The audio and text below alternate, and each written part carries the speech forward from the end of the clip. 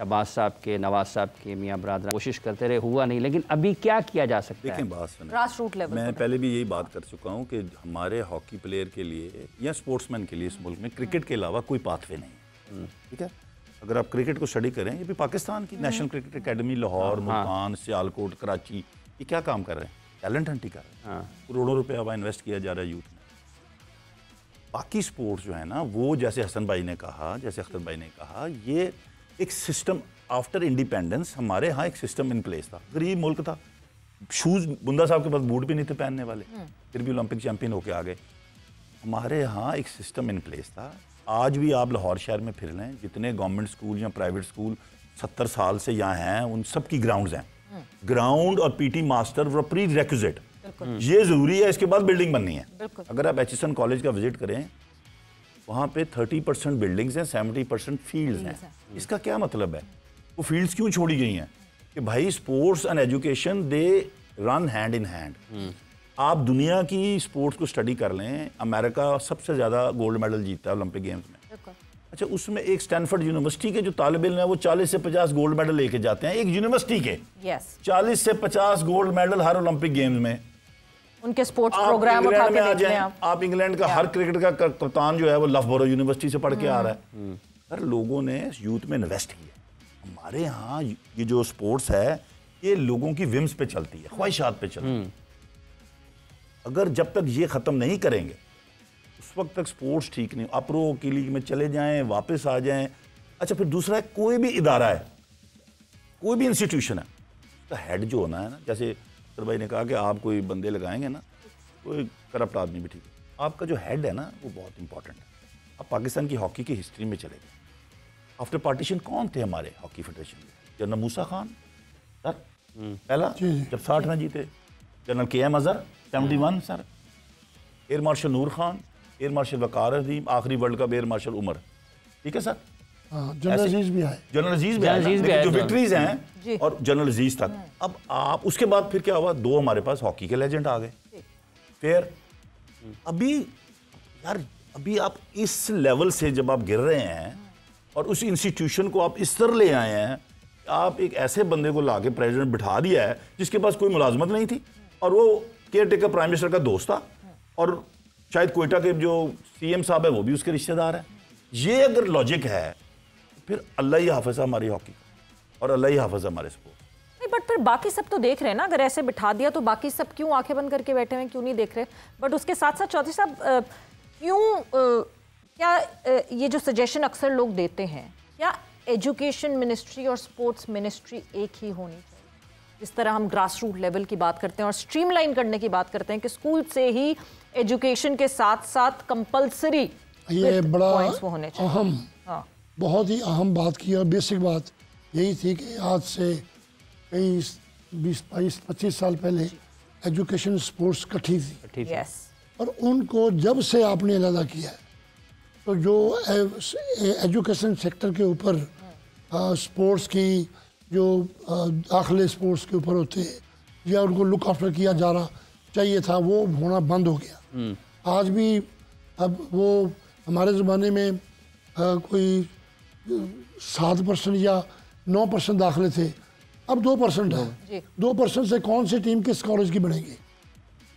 तो स्पोर्ट्स के ऊपर दाखिले, फिर मेरिट के ऊपर भी, मेडिकल के दाखिले आप मेरिट के ऊपर कर सकते हैं कि भाई पहला 100 नंबर लेने वाला KE में जाएगा, दूसरा फैसलाबाद जाएगा या मुल्तान जाएगा, उसके बाद ये आप क्राइटेरिया बना सकते हैं। तो इनकी भी एक सिलेक्शन का एक मैयार है। आपके पास टेक्नोक्रेट लोग जिंदा हैं, अभी जिंदा, इससे पहले कि वो कब्रों में चले जाएं, उनसे फ़ायदा उठा लें, और जो भी पुराने लोग हैं उनको भी शामिल करें, अपनी मशावरत में शामिल करना है। तनख्वाहें नहीं मांगते वो, मशावरत में आपको सही मशवरा देंगे दाखिले का। वो अगर मेरिट के ऊपर होना शुरू हो जाए और टीमें बननी शुरू हो जाएं। अब PTI जो है, वो जो स्कूल के इंचार्ज हैं, वो अपने बॉसेस की वो काम पर्सनल कर रहे हैं, और DPs जो हैं वो पर्सनल सर्वेंट बने हुए हैं अपने प्रिंसिपल्स के। भाई इनको ग्राउंड के अंदर लेना है, ये ग्राउंड के अंदर अब उसी वक्त होगा जब आपकी टीमें होंगी कॉलेजेस की। जो बात ये कर रहा है, जब आपका बेसिक ही नहीं उधर आपने बढ़ाया होगा, तो उसके ऊपर क्या काम करेंगे? बुनियाद अगर नहीं होगी तो काम क्या होगा? हसन साहब, जब हम बात कर रहे हैं इस पाकिस्तान की टीम की जिसने अभी नेशंस कप खेला और आपने देखा, इस टीम को आपके ख्याल में सबसे ज़्यादा ज़रूरत किस चीज़ की है? अब हमारा जो कोचिंग स्टाफ है वो पाकिस्तान के ताहिर जमान साहब हेड कोच हैं, किन चीज़ों की आपके ख्याल में इस टीम को सबसे ज़्यादा ज़रूरत है ताकि ये अपने ट्रू पोटेंशियल पर जा सकें?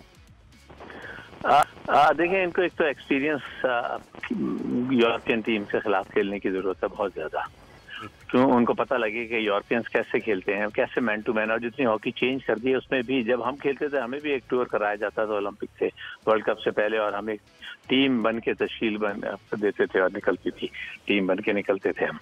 तो ये बहुत ज़रूरी है कि यूरोप टूर उनको कराया जाए। हमें भी 30-40 दिन का कराया जाता था, और वो तो एक किसी वर्ल्ड कप या ओलंपिक से पहले था होता था, लेकिन इनको बच्चों को वैसे ही करा देना चाहिए। अब जो जिस तरह ये प्रो लीग है उस पर यूरोपियन की सारी टीमें होंगी, इनको खिलाएं और साइड मैचेस भी ये जाएं और खेलें वहाँ पे। तो इनको ज्यादा से ज्यादा एक तो ये है। दूसरा, कोचिंग स्टैंडर्ड भी थोड़ा सा और बेहतर करना चाहिए हमें। ताहिर जमान बुरी कोचिंग नहीं कर रहा है, लेकिन और उनको अपनी कोचिंग में बेहतरी लानी चाहिए। और जो हमारे डिफेंसिव खास तौर से जिसमें हम थोड़े से वीक हैं, डिफेंस इन बच्चों को जो है वो बेहतर करना चाहिए। और ये गुम हो जाते हैं या उनको गैप्स दे देते हैं वहाँ पे, तो उन चीज़ों को बेहतरी लाने की ज़रूरत है बहुत सख्त। और तीसरा ये है कि जैसे अभी अख्तर भाई ने और चौकीदार ने कहा कि हमें हॉकी फेडरेशन की तरफ भी जो है वो बेहतरी लानी चाहिए। और क्योंकि हॉकी फेडरेशन बेहतरी आएगी तो आपकी टीम में बेहतरी आएगी, और उनके उसी तरह के जो सेशंस हैं उस तरह के लगेंगे जिस तरह की फेडरेशन होगी। अब बुख्ती साहब को तो अली बे भी पता नहीं है कुछ, ना वो पैसे ला सकते हैं, ना वो स्पॉन्सर्स ला सकते हैं, ना वो ऐसी पोस्ट पर हैं। प्राइम मिनिस्टर पिछले जो हैं काकर साहब के दोस्त थे, उन्होंने लगा दिए, तो उन्होंने बड़ा जुल्म किया काकर साहब ने। मैं आज तक उनसे शिकायत करता हूं कि ये आपने जुल्म किया है कि ऐसा बंदा लगाए। मैं आज भी कहता हूं जो कम से कम स्पॉन्सर्स तो ले आए ना। अगर गवर्नमेंट पैसा नहीं दे रही तो स्पॉन्सर्स को ऐसी जगह पे हो, ऐसी पोस्ट पे हो, ऐसा या स्पीकर नेशनल असेंबली हो, कोई फाइनेंस का मिनिस्टर हो, कोई और दूसरी ऐसी अहम पोस्ट हो जहाँ पे उसकी सुनी जाए और उसको मल्टीनेशनल कंपनी जो है उसकी सुने और उसको स्पॉन्सरशिप मिले। तो ये बहुत ज़रूरी है हमारा, जो कि हम बहुत लैक कर रहे हैं। अगर यहाँ नहीं तवज्जो देंगे, प्राइम मिनिस्टर तवज्जो नहीं देंगे, प्राइम मिनिस्टर साहब अपने नेशनल गेम पे, तो फिर हम क्या करेंगे? फिर तो हम चीखो पुकार करते रह जाएंगे सारे लोग और कोई सुनेगा नहीं। मैं तो फील्ड मार्शल साहब को भी रिक्वेस्ट करूंगा कि वो भी इस तरफ ध्यान दें। वो बहुत स्पोर्ट्स में इंटरेस्टेड हैं, हॉकी में इंटरेस्टेड हैं, तो वो जाहिर है वो प्राइम मिनिस्टर का वेट करते होंगे। मैं समझता हूँ अगर प्राइम मिनिस्टर साहब करें और या फिर फील्ड मार्शल साहब करें कि इसमें हम ज़्यादा जो है ना बेहतरी लाएं, और हॉकी फेडरेशन को खास तौर से प्रेसिडेंट को बेहतर प्रेसिडेंट आएगा तो बेहतरी हर तरह से आएगी। अच्छा, इतना बहुत बहुत शुक्रिया हसन भाई। हसन भाई आपका बहुत बहुत शुक्रिया, आपने अपना वक्त दिया और अपनी कीमती राय हमारे देखने वालों तो बिलखुसूस पाकिस्तान के मुंतखब वज़ीर आज़म field marshal general Syed Asim Munir sahab तक आपने पहुँचाई है। ये भैया हम ख्याल है आप तौर बट इतनी बड़ी रॉकेट साइंस क्यों बना दिया है स्पॉन्सर्स लाना? इतना मुश्किल कैसे है? पाकिस्तान की टीम जब एक इवेंट में खेल रही है, आपके पास पूरी किट है, उस पूरी किट में हम PSL में देखते हैं कि पूरी दुकान बने हुए होते हैं सारे प्लेयर्स, जिनके ऊपर जितने सारे बैनर्स और उनके एडवर्टाइजमेंट्स लगे होते हैं। इतनी बड़ी रॉकेट साइंस। देखें, क्रिकेट में तो ये है ना कि आपने एक चौका लगाया है, वो टीवी के ऊपर उसका फेस भी आ रहा है और गेंद वापस आते आते उसको टाइम मिलता है, तो जो जिसका इश्तिहार लगा उसको भी माइलेज मिल जाता है। तो हॉकी में अब 60 मिनट की गेंद में जल्दी जल्दी सारे मामला होते हैं, लेकिन स्पॉन्सर जो पीछे हटा इसलिए है कि पाकिस्तान की विक्ट्रीज जो है वो कम हुई है। वरना स्पॉन्सर आते थे उनको, लेकिन उनको मोटिवेट करना है। आपको पता है साहब, आपको याद होगा ये जब हॉकी इससे पहले भी जल्दी जल्दी जाते थे, लेकिन दो मशरूब साज इदारे बड़े और उन दोनों में ये दौड़ होती थी कि पाकिस्तान हॉकी का टाइटल स्पॉन्सर कौन होगा। बिल्कुल। तो मैं ये कह रहा हूँ कि उनको फिर मोटिवेट करना चाहिए। और वो जो जिसकी बात हो रही है तारक बुख्ती साहब की, वो प्रेसिडेंट हैं, वो प्रेसिडेंट हैं पाकिस्तान हॉकी फेडरेशन के, लेकिन बेसिकली वो गवर्नमेंट के ऊपर ही सारा बोझ नहीं करना चाहिए। उनको स्पॉन्सरशिप के लिए भाग दौड़ अपनी कायम रखनी चाहिए, काम करना चाहिए उसके ऊपर, तो लोग मिल जाएंगे। हॉकी से प्यार कर क्वेश्चन करते हैं आपसे, हमसे, किसी को मिलने चल जाए, यार वो हॉकी का क्या बना। अब मुझे बताएं, हॉकी जीती होगी, हमें भी लोग मुबारकबाद देंगे, इनको जी, मुबारकबाद जी, देंगे। सबको खुशी होगी। एंड ऑनेस्टली स्पीकिंग एक अलग सी खुशी है। आप क्रिकेट खेलते हुए जीतते हुए देखते हैं, मगर जब हॉकी जीत रही होती है पाकिस्तान की, एक डिफरेंट खुशी होती है। बट वक्त ये मैं है, अपने बच्चों को ये भी एडवाइस करना चाह रहा हूँ। जी मैं अभी हसन सदार को आपने लाइन पे लिया, मुझे याद है कि हम ट्विन 4 नेशन टूर्नामेंट खेलने 81 में हॉलैंड और जर्मनी गए। 6 मैचेस पड़े हमें, 3 उधर 3 उधर। 6 मैचेस में स्पीयर हेड हसन सदार है, कोई गोल नहीं है। और जिस टीम का स्पीयर हेड अगर गोल नहीं करता, उसकी विक्ट्री क्वेश्चन मार्क होती है, पॉसिबल ही नहीं है। कि जो आपका मेन फॉरवर्ड है 5 में भी सबसे आगे, उसका हमारे पास वो स्कोर नहीं करेगा। फिर आके उसकी वीडियो चलाई गई, फिर हमने देखा कि आतिफ खान, मैंने, हसन सदार ने एक मीटिंग की। मीटिंग के बाद ग्राउंड के अंदर चले गए कि टॉप डी से कैसे 2.5 टच होना है, फिर मिड डी से 2 टच होना है, टॉप मोड के हाफ टच होना है। ये सारी प्रैक्टिसें फिर मैं कराता था हसन सदार को, और हमने की उस 4 महीने के कैंप में लगातार 15-20 मिनट रोज़ इसके ऊपर ऐसे दोनों साइडों से हिटिंग मैं कर रहा था पासिस की। अल्लाह ताला ने उसके ऊपर बरकत डाली, और वर्ल्ड कप में हसन सदार 13 गोल के साथ हाईएस्ट स्कोरर था टूर्नामेंट का, बॉम्बे। इसका मतलब बॉम्बे में जी।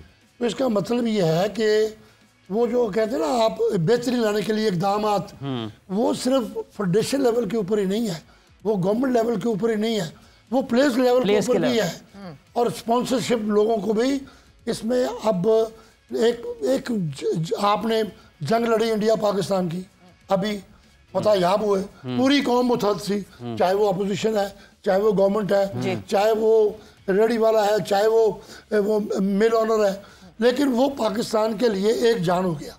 और आपकी फतह अल्लाह ताला ने आपको इज़्ज़त दी, आसम अली साहब को इज़्ज़त दी, और सारी कौम को इज़्ज़त मिली, वज़ीर आज़म को इज़्ज़त मिली। कहने का मकसद ये है कि अगर हम अपनी रिस्पॉन्सिबिलिटी और इस नेगेटिव एटीट्यूड को बंद कर लें। जी ये प्लेयर्स हैं, आज समीउल्लाह कराची में बैठा हुआ है, आज इस्लाहुद्दीन कराची में है, मंजूर हसन इधर है, तौकीर डार इधर है आपके सामने। वो जो पुराने प्लेयर हैं, ये सरमाया है इसके, इनको आप इनसे राय लें, इनकी सलाहियतों से और तजर्बे से कुर्बान करें।